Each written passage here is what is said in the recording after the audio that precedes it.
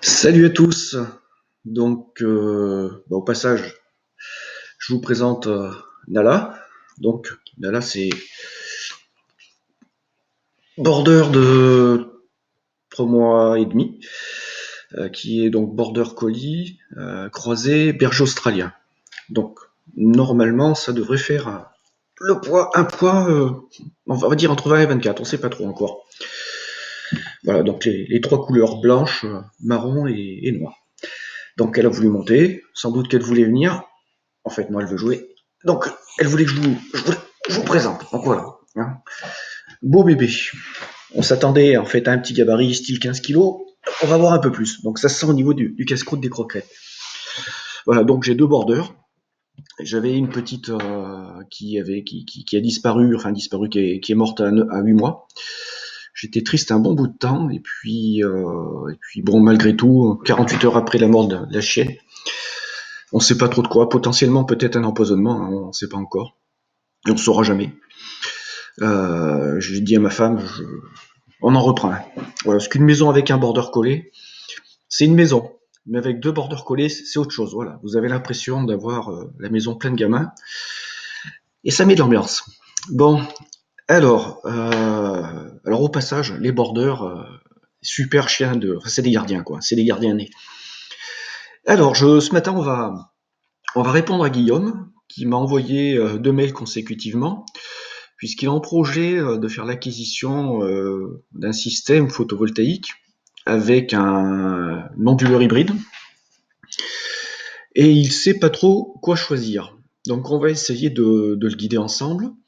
Donc bien sûr je compte sur vous puisque c'est du live, hein. J'ai préparé cette vidéo quand même un peu parce que bon, il faut lire le courrier, ensuite il faut aller vérifier les informations, mais comme c'est du direct et que je prends pas de notes, parce que je veux pas qu'il y ait de contraintes sur cette chaîne, hein. Je veux que les choses se fassent naturellement, comme si on était ensemble en train de boire un café. Bon là, j'en ai pas en face de moi, mais bon, c'est presque pareil. Donc ça arrive que j'oublie certaines choses, certains détails, et donc je les rajoute en commentaire. Donc très important, lisez toujours les commentaires sous la vidéo. Vous y trouverez des liens, et ensuite vous y trouverez les informations complémentaires que je vais y mettre.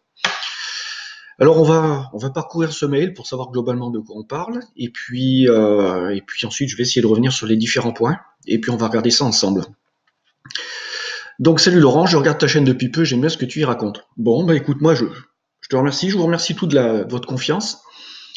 Ouais, alors c'est ce que je disais juste avant, j'essaie d'avoir enfin j'essaie, de toute façon je peux pas faire mieux. Faire mieux, ça obligerait à faire plusieurs prises, et ça obligerait à travailler, ça obligerait à calibrer le vocabulaire, le langage.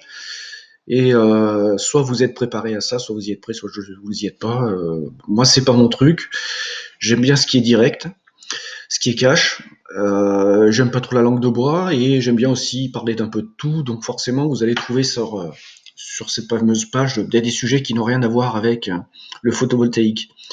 Je trouve que c'est intéressant d'amener d'autres sujets sur la table. Ça permet à la fois d'attirer du monde sur le photovoltaïque alors qu'ils seraient venus là pour chercher des informations sur d'autres sujets, enfin des informations ou visionner ce que peuvent penser des gens.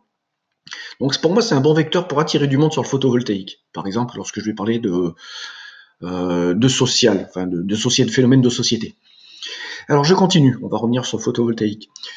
J'ai un projet d'achat d'un kit 5 kVA, apparemment sans caisse que 4000 watts d'après ce que tu dis dans ta vidéo. Et je te remercie de prendre du temps pour nous expliquer les subtilités de l'équipement solaire. J'ai trouvé ça sur eBay.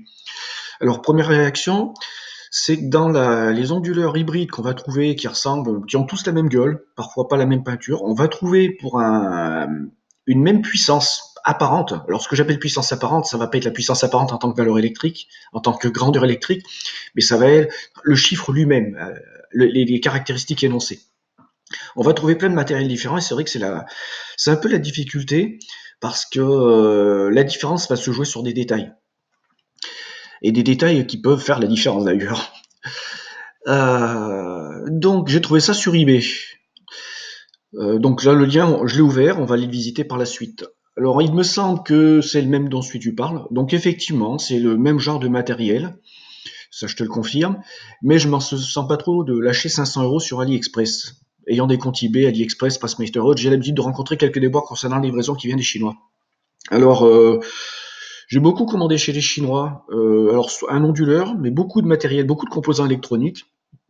de cartes électroniques diverses et variées, par exemple de l'Arduino, ainsi de suite. Moi, jusqu'à présent, j'ai pas eu de problème. C'est toute la difficulté de commander à l'étranger. Le message que je dirais globalement à tous les gens qui sont pas qui n'ont pas un niveau que je qualifierais d'expert, hein, c'est-à-dire vous avez débutant, vous avez intermédiaire. Alors, ce que j'appelle un expert, en fait, c'est le mec qui va pouvoir se démerder par lui-même, soit parce qu'il a des réseaux, soit parce qu'il saura. Enfin, l'expert, c'est celui qui va arriver à s'en sortir, même s'il va faire l'acquisition d'un matériel, bah voilà, qui sera compliqué à mettre en œuvre ou qui sera pas forcément adapté une fois reçu à ce qu'il attendait. Voilà, moi c'est ça que je qualifie d'expert. C'est le roi de la démerde quoi. Si vous êtes un étage inférieur, je conseille pas d'acheter un onduleur hybride ou du matériel en Chine. D'une parce que vous allez vous planter peut-être sur le choix, et ensuite parce que si ça correspond pas pile poil, il va falloir réfléchir parce que vous aurez peut-être pas possibilité de restituer le matériel ou alors avec des frais de retour hors de portée. Il va falloir être capable de vous adapter. Donc là, d'où la nécessité d'avoir un niveau de compétence assez avancé. Donc dans ce cas de figure-là, achetez dans des boîtes connues en France ou ailleurs. Voilà, moi je le dis souvent, je vous invite à partager vos expériences en commentaire sur cette vidéo ou sur d'autres. Lorsque vous connaissez des boîtes sérieuses qui vendent du matos et que vous savez qu'elles ont un bon service après-vente, un bon service client, qu'ils assurent l'aide pour la mise en service, pour le SAV, pour le dépannage, pour le conseil, mettez les noms de ces boîtes. Moi, je travaille avec une principalement. C'est What You Need, hein, donc c'est en Belgique. Pour l'instant, ils font un sans faute total.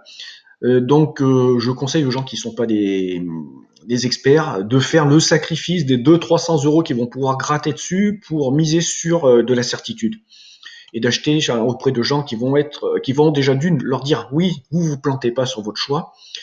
Et ensuite, si vous vous plantez ou si vous avez un problème des niveaux de compétences qui puissent vous donner la main par téléphone. Ce qu'ils font, enfin, What You Need fait ça très facilement et très couramment. Alors, aurais-tu l'amabilité de me donner ton avis sur ces produits et autres infos des onduleurs encaissant 4000 watts? J'ai pour projet de commencer avec un onduleur hybride plus panneau et de voir plus tard pour des batteries. Alors, c'est là aussi où je vais vous ouvrir un autre lien. Il faut savoir qu'en fait, les onduleurs hybrides, l'immense majorité, tous les onduleurs hybrides que tu vas trouver et qui vont être des modèles 40-48 ou 50-48, enfin cette génération-là qu'on va retrouver avec plein de noms différents, l'immense majorité, tu vas les trouver avec batterie.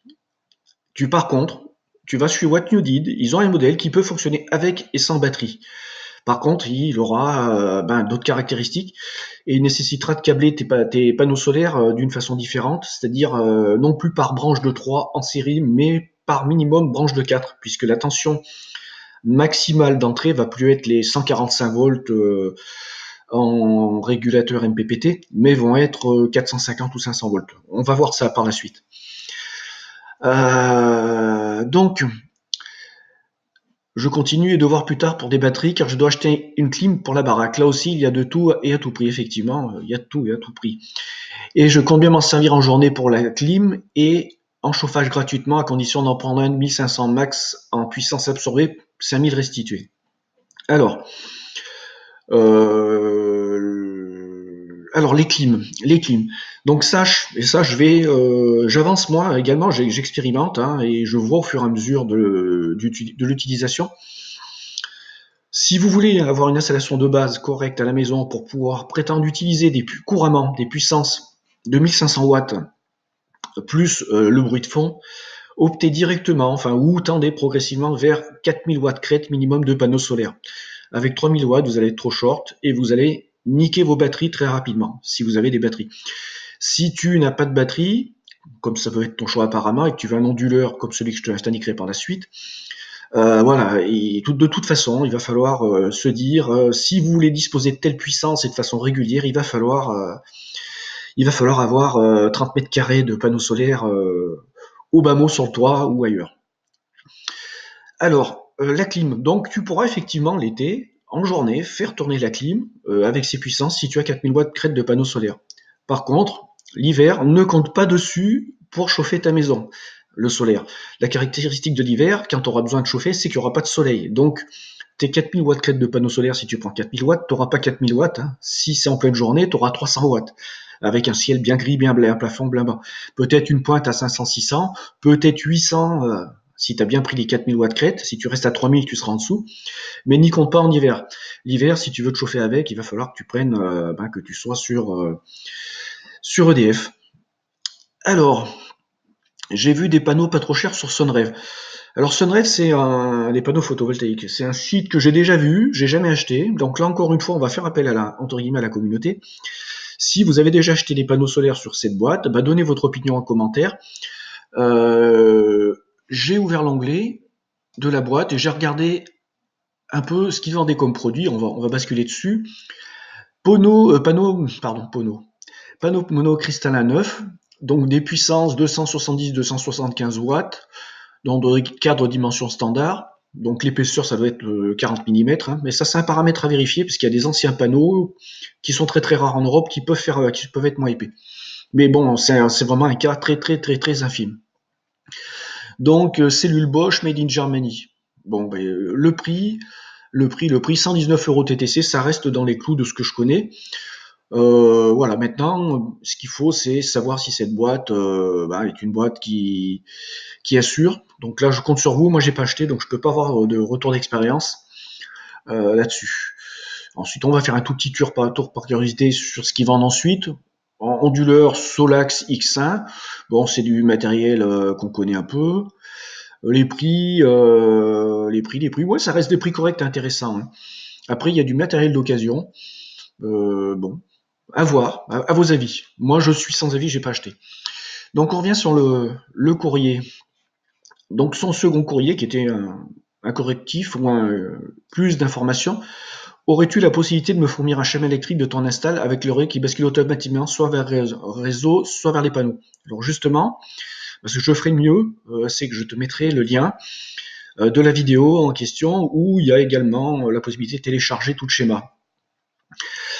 Alors, maintenant, on va voir un peu les deux panneaux, les deux onduleurs qu'il nous a proposés, qu'il a trouvé sur Internet, voir s'ils ont des différences. Donc, j'ai ouvert les deux onglets. Hop. Donc, on peut le voir. On peut voir. Hein, c'est ce que je vous disais. Ces onduleurs ont exactement la même gueule. Et puis ce qui va changer en apparence, hein, regardez, c'est la couleur. Parfois, vous allez le trouver en rouge, ou en gris, ou en noir. Enfin, il y a plein de couleurs différentes, et en marques différentes. Alors, sans doute que ces onduleurs sont fabriqués quasiment dans les mêmes usines. Et là, l'autre modèle, donc Superwatt. Alors, pour en savoir plus, il va falloir descendre dans les caractéristiques, et on va essayer de regarder celles qui vont pouvoir nous permettre de faire le tri dans tout cela. Alors, premier détail un peu intéressant, on va regarder au cul de cet onduleur. Très important lorsque vous achetez en Chine. Moi, en fait, je vais dire, je me suis un peu fait rouler dans la farine sur mon onduleur. Enfin, j'ai pris le risque. Hein. Mon onduleur n'a pas cette sortie relais. Il a fallu que je la fabrique avec une petite carte à 5 € que j'ai détaillée, qui fait exactement la même chose, c'est-à-dire qui contrôle le niveau de charge des batteries et qui va aller faire basculer un contact. Et donc, qui sera ce schéma qui devrait être inclus peut-être même dans le schéma que je te proposerai, qui est plus global. Donc, important de regarder ça, si il l'a ou pas. Ensuite, on va descendre un peu dans les caractéristiques. Le problème de cette webcam, c'est qu'à chaque fois que je vais changer de page, normalement, elle va réapparaître de ce côté. Donc, on voit qu'en fait, il propose plein de produits différents sur cette boutique en ligne d'eBay. Et on était sur la version 5048 MS, hein, si mes souvenirs sont bons. 5048 MS, hein, vous l'avez vu, dès qu'on quitte la fenêtre, donc on va la réduire, parce qu'en fait, ma bouille, vous vous en foutez. Donc 5048 MS, effectivement, ce qu'on voit, c'est qu'en sortie, ils sont capables de délivrer 5000 watts. La version que j'ai moi, elle est capable de délivrer 4000 watts. Donc ça, c'est par rapport à la version que j'ai moi. Donc c'est déjà une différence significative. Ensuite, Vous allez voir un détail qui peut avoir son importance, hein, éventuellement pour les artisans qui veulent faire tourner des machines-outils et puis qui veulent une installation avec du matériel qui va leur revenir moins cher possible. Ce 5048 a la possibilité d'avoir jusqu'à 9 unités en parallèle pour multiplier la puissance en sortie, bien sûr à condition d'avoir beaucoup plus de panneaux solaires par onduleur en entrée. Donc ça c'est important et les autres modèles apparemment ne semblent pas, sur cette version-là, ne semblent pas avoir cette possibilité. Ensuite,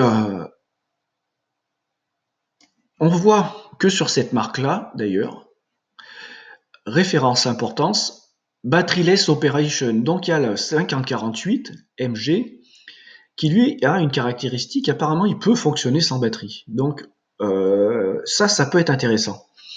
On va éplucher toutes les informations, par la suite on voit qu'elles sont communes, jusqu'à ce qu'on arrive à quel endroit, tension max de charge, alors vous êtes sur le 40-48 et le 50-48, vous êtes en tension, en courant de recharge 60 ampères, et pour le 50-48, 80.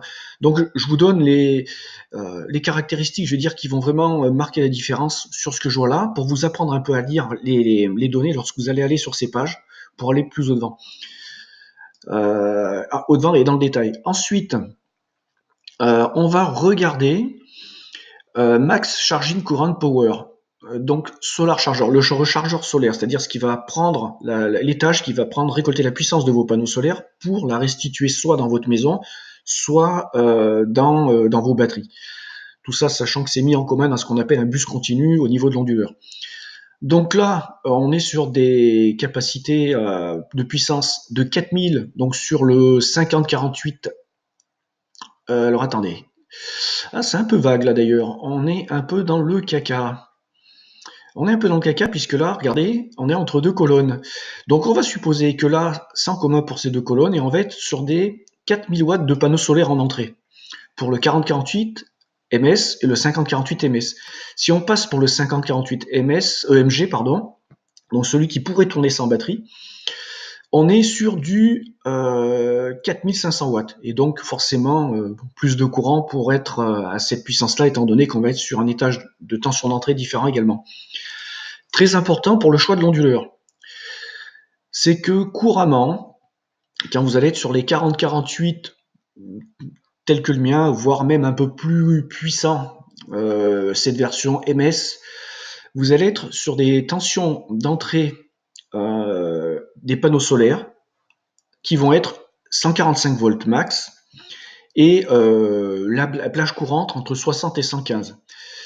Ça, c'est très important. Si vous êtes avec un onduleur qui va être en MPPT, vous allez être sur cette plage de tension, et en PWM, je crois que c'est le terme, vous allez être sur des tensions inférieures. Donc, c'est là où c'est important de le regarder, c'est que si vous regardez sur celui qui ne nécessite pas forcément de batterie, vous allez être sur 120, 430. Alors la différence entre les deux, c'est qu'ici, vous allez être sur un câblage de systématiquement 3 panneaux solaires en série pour des panneaux standards entre 30 et 38 volts, circuit ouvert ou circuit fermé en charge. Et là, vous allez être sur minimum 4 panneaux en série, 4 et plus, minimum 4, c'est-à-dire que vous allez plus du tout raisonner de la même façon. Pour moi, cette solution-là, elle est avantageuse puisqu'on va être sur une tension qui va être supérieure pour transporter de la puissance. Et plus on est sur des puissances supérieures, plus l'intensité dans les circuits est basse, donc moins vous avez de pertes électriques par effet joule et par l'effet de résistivité dans vos fils électriques qui vont de vos panneaux à votre onduleur.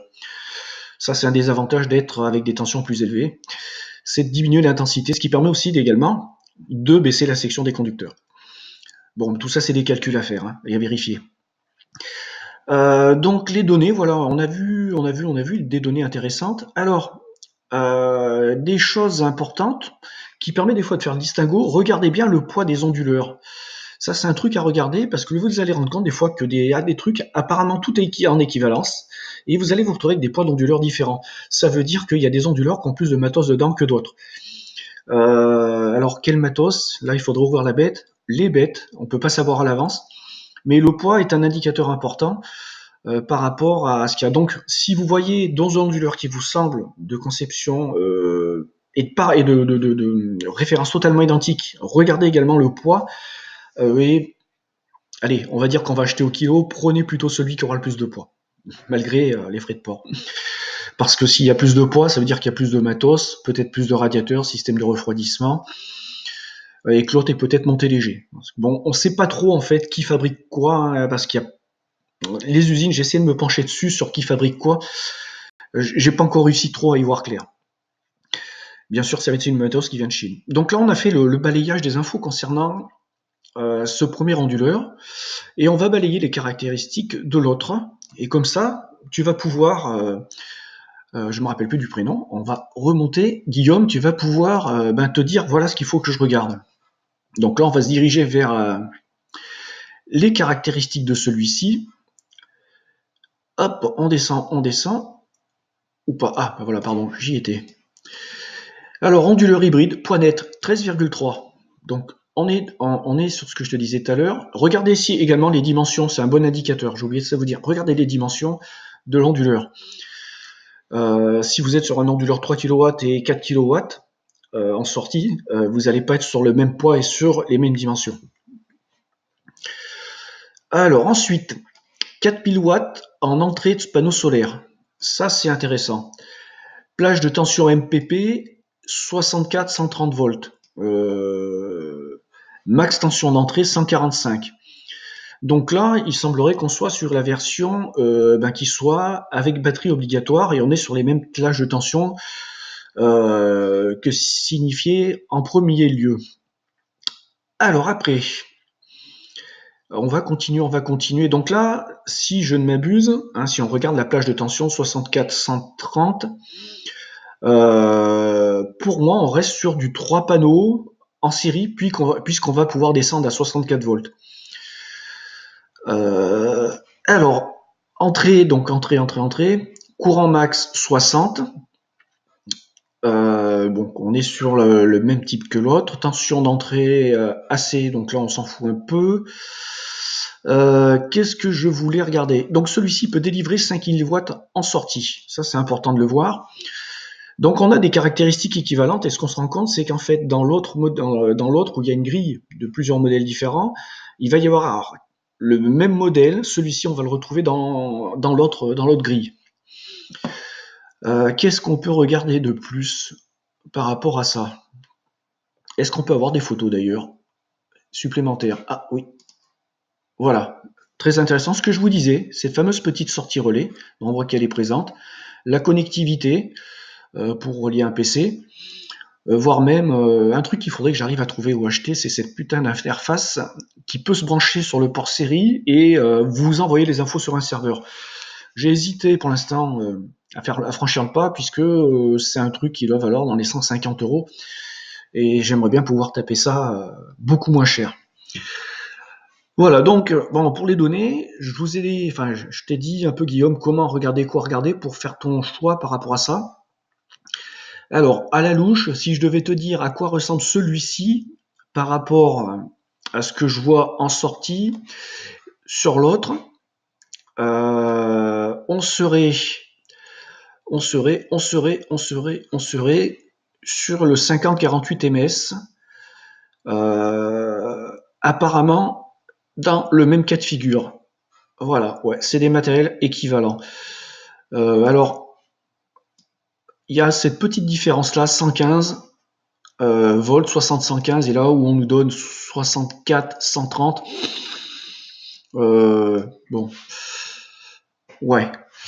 Alors sache aussi que ce matériel, tu dois pouvoir y trouver exactement le même sur What You Need. Alors maintenant, on va aller faire un tour pour ton projet de ne pas avoir de batterie. C'est là où ça va être également intéressant. Donc je vais te proposer les liens. Donc là, sur What You Need, tu as l'onduleur hybride WKS2 5 kVA 48 volts. Alors, donc là, on peut rentrer 4000 watts crête de panneau. On peut lui mettre au cul jusqu'à 5000 watts, ce qui veut dire que 5000 watts, si on manque de puissance, les 1000 watts différents, ça va être les batteries qui vont pouvoir le balancer si tu as mis des batteries. Peut fonctionner sans batterie. Voilà, donc ça c'est important. Ensuite, au niveau du câblage, bon, tant qu'on est là, je vous l'ai dit, la fameuse petite sortie relais, que moi je n'ai pas eu dans celui que j'ai acheté en Chine.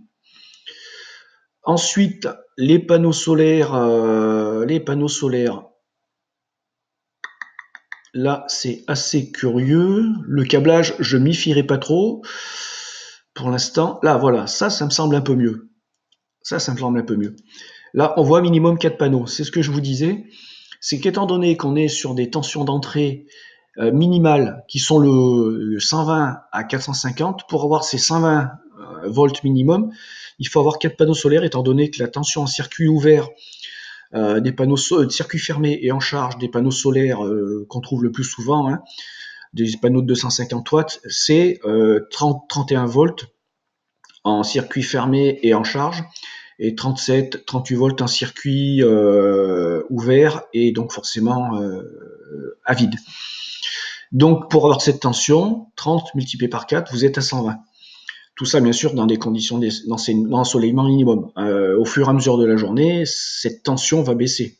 Même également, lorsque vous mettez de la charge au cul et que vous sollicitez de la puissance, cette tension baisse. Donc le minimum, ça sera 4. Mais on peut imaginer en mettre 8, on serait en série. 16, il faudrait faire le calcul. 16 fois, 16 fois, 16 fois, 16 fois, donc 16 fois 30. Là, on serait au-dessus. Mais bon, c'est pour vous dire qu'on peut en mettre un bon paquet en série. Moi, je ferais bien du 2 x 8, hein, par exemple. Ça me paraît très sympa. 2 x 8, c'est-à-dire une deuxième branche en parallèle, ici, là. Vous mettez ces 4 panneaux, vous en mettez 4 en dessous, et vous refaites le même branchement, et vous venez vous brancher ici et là. Et vous auriez, donc, dans le cas de figure, 4 plus 4, mais également 8 en série, c'est-à-dire 4 panneaux de plus en série là, et 8 autres ici. Voilà donc pour cet onduleur. Et si on revient sur cette première version, on se rend compte que le modèle 5048MG et la tension d'entrée des panneaux solaires 120-430. Donc voilà, j'espère que je t'ai bien aidé. Par contre, on voit qu'au niveau du poids, 11 kg, il y a du matos en moins forcément, alors qu'il fait plus de choses là-dedans. Là, ça demande à être opéré la bête pour savoir ce qui s'y passe. Quelle est la différence? Alors qu'on est sur des puissances de sortie supérieures, donc forcément plus d'effets thermiques, d'évacuation de chaleur nécessaire, de dissipation thermique. Voilà. Bon, écoute, j'espère que j'ai bien répondu à tout ça. Moi, le but, c'était pas de te dire celui-ci, c'est celui-ci, mais c'est de t'apprendre à regarder un peu et de t'inciter à le faire, parce qu'en fait, le but de la chaîne, c'est également de faire en sorte qu'on devienne tous un peu techniciens là-dedans et qu'on s'accapare un peu toutes ces informations techniques pour qu'on soit même de prendre de plus en plus de distance. Vous en fait qu'on ait le moins en moins besoin des autres, qu'on dépende de moins en moins des entreprises, des poseurs, et pour qu'on soit de plus en plus des techniciens pour s'entraider, comme je le fais là, en vous donnant des infos. Donc toi, une fois que tu auras compris le truc, par exemple, toi, tu peux transmettre et aider d'autres personnes à faire le boulot. Voilà. Je vais te laisser, je vais sauvegarder cette vidéo et je pense que je vais faire une vidéo maintenant pour vous parler un peu de ce que je vais faire ce matin chez moi, parce que 3 ans de recul, une petite modification, et puis je vais faire un petit retour en arrière parce que je commence à voir que mes batteries gel commencent à en avoir un coup par le nez au bout de 3 ans. Je leur ai un peu trop demandé. Mais je vais vous en reparler dans une vidéo maintenant qui va suivre. Allez, à plus.